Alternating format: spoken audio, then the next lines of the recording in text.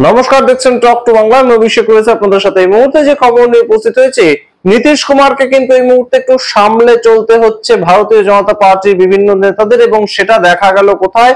বিহারে যখন সমস্তিপুরে এলেন দেশের প্রধানমন্ত্রী নরেন্দ্র মোদী। তার কারণ, দেশের প্রধানমন্ত্রী নরেন্দ্র মোদী তিনি এই মুহূর্তে সম্পূর্ণ বিষয়টা একটা ব্যালেন্স করে চলতে চাইছেন। অর্থাৎ ব্যালেন্স বলতে, নীতিশ কুমারকে সামনে রেখে ভোট না লড়লে তারা যে জিততে পারবেন না সেটা নরেন্দ্র মোদী জানেন। কিন্তু অন্যদিকে অমিত শাহ যে প্ল্যানটা করেছেন যে নীতিশ কুমারকে পরবর্তীতে আর মুখ্যমন্ত্রী করা হবে না, সেই প্ল্যানটাও তো তাকে এক্সিকিউট করার মতন কথাটা মাথায় রাখতে হবে। তার কারণ শিবরাজ সিং চৌহান, বসুন্ধরা রাজে কিংবা একদম সরাসরি মনোহর লাল খট্টার সবার ক্ষেত্রেই তো একই ঘটনা ঘটেছে, এবং রিসেন্টলি একনাথ শিন্ডে মহারাষ্ট্রে তার ক্ষেত্রেও তো একই ঘটনা ঘটেছে। অর্থাৎ এদেরকে দেখিয়ে ভোটটা উতরে গিয়েছে ভারতীয় জনতা পার্টি, কিন্তু পরবর্তীতে নেতা তারা তাদের মতন করে ঠিক করেছে যে সমস্ত নেতাকে তারা কন্ট্রোল করতে পারবে সেই সমস্ত নেতা ঠিক করে দেওয়া হয়েছে। ঠিক যেমন ভাবে হরিয়ানার ক্ষেত্রে মনোহর লাল খট্টার, তাকে এই মুহূর্তে আর মুখ্যমন্ত্রী করা হলো না, তাকে নিয়ে যাওয়া হলো কেন্দ্রীয় মন্ত্রিসভায়, মুখ্যমন্ত্রী করা হলো নায়ব সিং সৈনিকে, যার একটু ডিসিশন নেওয়ার কোনো ক্ষমতা নেই। ঠিক তেমন ভাবে মহারাষ্ট্রে একনাথ শিন্ডেকে সরিয়ে নেওয়া হলো, দেবেন্দ্র ফডনবিসকে ঢুকিয়ে দেওয়া হলো মুখ্যমন্ত্রীর আসনে, এবং সেই যে বিষয়গুলো সম্পূর্ণ জায়গায় হচ্ছে সেটাই এই মুহূর্তে প্ল্যান করেছিলেন অমিত শাহ। বিহারেও তাই করা হবে যে নীতিশ কুমারকে দেখিয়ে এনডিএ ভোটে লড়বে, কিন্তু ভোটের পরে অন্য কাউকে বিজেপির তরফ থেকে এবার মুখ্যমন্ত্রী করে দেওয়া হবে। কিন্তু সেটা যে সম্ভব নয় সেটা আর কেউ না জানুক, দেশের প্রধানমন্ত্রী নরেন্দ্র মোদী অন্তত জানেন। তাই জন্য কালকের একটি ছোট্ট ক্লিপিং আপনাদের দেখাই। যে ক্লিপিংটা দেখবেন সেখানে সরাসরি দেখবেন যে চিরাগ পাসওয়ানকে বলার জন্য অ্যানাউন্সার ডাকলেন, চিরাগ পাসওয়ান উঠে দাঁড়ালেন, কিন্তু তাকে থামিয়ে দিয়ে নরেন্দ্র মোদী বললেন যে নীতিশ কুমারকে আগে বলতে দিন। এই ধরনের একটা রীতিমতন ভয়ের সিচুয়েশন চলছে এই মুহূর্তে এনডিএ এর অভ্যন্তরে। আপনারা ভিডিওটা দেখুন, তারপর আবার আসছে এই বিস্তারিত ব্যাখ্যায়। माननीय चिराग पासवान जी से निवेदन है कि चंद शब्दों में अपनी बात रखने का काम करेंगे। माननीय चिराग पासवान जी।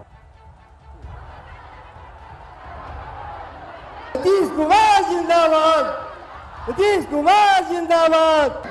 আপনারা দেখলেন এই মুহূর্তের যে ছবিটা একদম সরাসরি উঠে এলো, একদম মঞ্চের ওপরে ঠিক করতে পারছে না যে কে বক্তব্য রাখবে কে বক্তব্য রাখবে না। এইটা যদি এনডিএ এর সামগ্রিকভাবে মঞ্চ সাজানোর একটা পদ্ধতি হয়, তাহলে তো অবশ্যই এই মুহূর্তে প্রশ্ন চিহ্ন তোলেই বিরোধীরা যে কে পরবর্তী মুখ্যমন্ত্রী হবে সেটা নিয়ে তো মারামারি লেগে যাবে। কারণ মঞ্চের মধ্যে চিরাগ পাসওয়ান যিনি পরবর্তী মুখ্যমন্ত্রীর দাবিদার হিসাবে বিভিন্ন সময় তিনি তার জামাইবাবু বিভিন্ন জায়গায় বলে বেড়াচ্ছেন, তাকে বলতেই দেওয়া হচ্ছে না, বলতে দেওয়া হচ্ছে নীতিশ কুমারকে সেই জায়গা থেকে, এবং সেখানে হস্তক্ষেপ করতে হচ্ছে কাকে?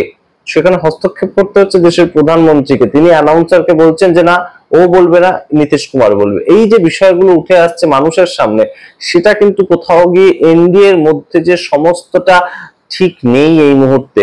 Nothing is well in this time in NDA, Upendra Kushwaha বলেছিলেন কয়েকদিন আগে। সেই কথাটাই বারংবার প্রমাণিত হচ্ছে নাকি, এই প্রশ্ন কিন্তু এই মুহূর্তে উঠছে। এবং তার সঙ্গে আরেকটা গুরুত্বপূর্ণ ফ্যাক্টর আপনাদের দেখাই, একটা ভিডিও ছোট্ট ক্লিপিং আপনারা দেখতে পাচ্ছেন এই মুহূর্তে।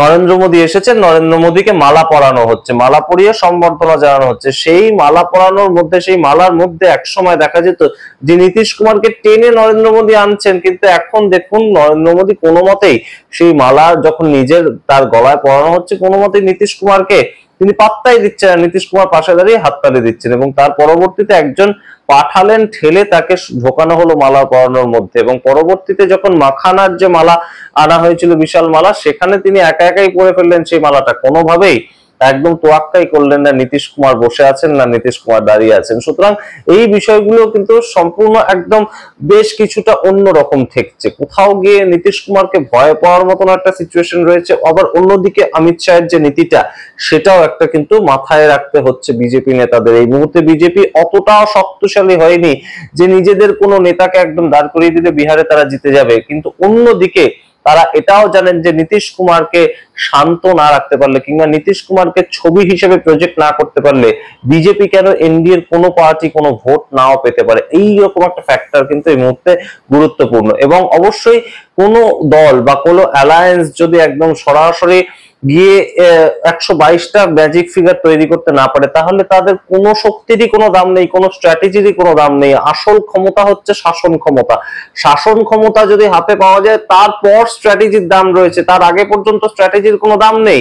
এই যে ইন্ডিয়া অ্যালায়েন্সের পক্ষ থেকে তেজস্বী যাদবকে মুখ্যমন্ত্রীর মুখ হিসেবে ঘোষণা করা হয়েছে, মুকেশ সাহানিকে উপমুখ্যমন্ত্রীর মুখ হিসেবে ঘোষণা করা হয়েছে, সেটা একমাত্র ফলপ্রসূ হবে কিংবা সেটার দাম থাকবে যখন তারা 122টা ম্যাজিক ফিগারটা তারা গ্রহণ করতে পারবে, এবং সেটা যদি না করতে পারে কোনো দাম নেই। এবং সেখান থেকেই যে প্রশ্নটা সরাসরি একদম আমরা দেখলাম অশোক গেহলোত তিনি সরাসরি প্রেস কনফারেন্সে থেকে করলেন অমিত শাহর উদ্দেশ্যে, যে আমরা তো আমাদের মুখ্যমন্ত্রী পদপ্রার্থী তেজস্বীকে মানলাম, আমরা আমাদের নেতা হিসেবে তেজস্বীকে মানলাম, আপনারা এবং আপনাদের নেতার নামটা বলুন। তার কারণ মহারাষ্ট্রের ঘটনা না, পরবর্তীতে আবার এই বিহারে আমাদেরকে দেখতে হয়। पूछना चाहते हैं अमित शाह जी से, इनकी पार्टी के अध्यक्ष जी से, क्या बताइए हमारा नेता तो हो गया तेजस्वी यादव, आपका नेता कौन है बता दीजिए। इससे काम नहीं चलेगा कि नीतीश कुमार के नेतृत्व में चुनाव लड़ा जाएगा।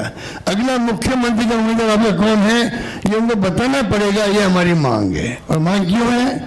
इसलिए है, आपने देखा महाराष्ट्र के अंदर जो शिंदे थे वो मुख्यमंत्री तत्कालीन, इन नेताओं ने कहा शिंदे के लीडरशिप में चुनाव लड़ा जाएगा, मैसेज दिया गया ये मुख्यमंत्री बनेंगे। এই যে বিষয়টা উঠে এলো, এই বিষয়টা কিন্তু অবশ্যই তাৎপর্যপূর্ণ। এর আগে আপনাদের মনে থাকবে দিল্লির ভোটের সময় বারংবার অরবিন্দ কেজরিওয়াল বলেছিলেন যে পরবর্তী মুখ্যমন্ত্রীর মুখ কে হবে বিজেপির তরফ থেকে সেটা জানানো হোক, কিন্তু জানানো হয়নি তখনও। শেষ পর্যন্ত আমরা দেখতে পেলাম অমিত শাহ হঠাৎ করে একদিন ঘোষণা করে দিলেন একটা চিরকুটের মাধ্যমে, ঠিক যেমন ভাবে রাজস্থানে আমরা দেখতে পেয়েছিলাম রাজনাথ সিং হাতে চিরকুট ধরিয়ে দিচ্ছেন বসুন্ধরা রাজে, ঠিক তেমন ভাবেই চিরকুটের মাধ্যমে হয়তো খবর এসেছিল এবং রেখা গুপ্তাকে হঠাৎ করে দিল্লির মুখ্যমন্ত্রী পদে বসিয়ে দেওয়া হলো। এবং রেখা গুপ্তাও ঠিক সেই রকমই, রেখা গুপ্তা যেমন ভাবে দিল্লির থেকে একদম চলবে বক্তব্য, ঠিক তেমন ভাবেই তিনি রাজ্য চালাবেন। রেখা গুপ্তার আলাদা করে যে বক্তব্য রাখার জায়গা রয়েছে তেমন কিন্তু নয়।